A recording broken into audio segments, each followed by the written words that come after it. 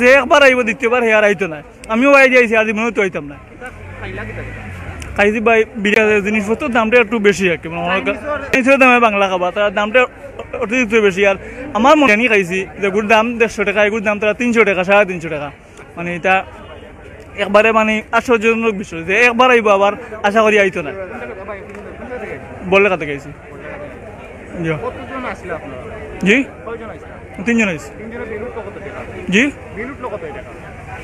প্রায় 575 টাকা না হতো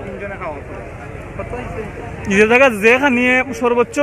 300 টাকা বিল হওয়ার কথা ও জায়গা বিল আইছে 500-এর উপরে বুঝছেন নি ভাই যে বিরিয়ানি খাইছি তোলা কত করে রাখছেন আমরা বন্ধুর কাছে মেনুটা নোট করতা জিনিসটা কিতা কথা তারা কইতাম পাই না আমার লগে না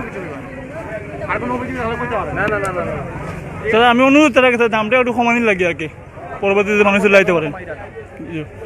থ্যাংক ইউ আচ্ছা খুব বেশি ব্যস্ত খুব বেশি ঝামেলা ওখানে একটু লেটই আই একটু ঝামেলা কম তারপরে তো আইয়া দেখি আর খুব বেশি ঝামেলা ঝামেলা বিশেষ করে রাস্তাটা খুব বেশি খারাপ অবস্থা তো তারা যদি রাস্তাটা ঠিক করেন আমরা খুব খুশি হইব আর কি ওটাও আমরা আইছি আজকে ফটাই ভাই বাড়ি আপনারা ভিডিও দেখেও আইছি আলহামদুলিল্লাহ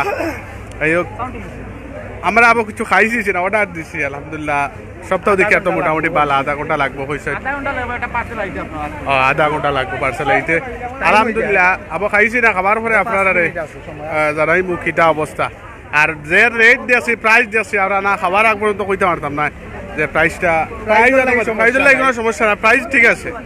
পারফেক্ট প্রাইস যেসা খানো যাক বাংলাদেশের যে কোনো প্রান্ত যাক আপনি ই প্রাইজের খানি সব খানো এভেলেবল এটা আসানক দাম মিলা কোনটা নাই যদি খানিটার মানটা ভালো হইব আলহামদুলিল্লাহ মনে করি যাবার লইব ততটুকু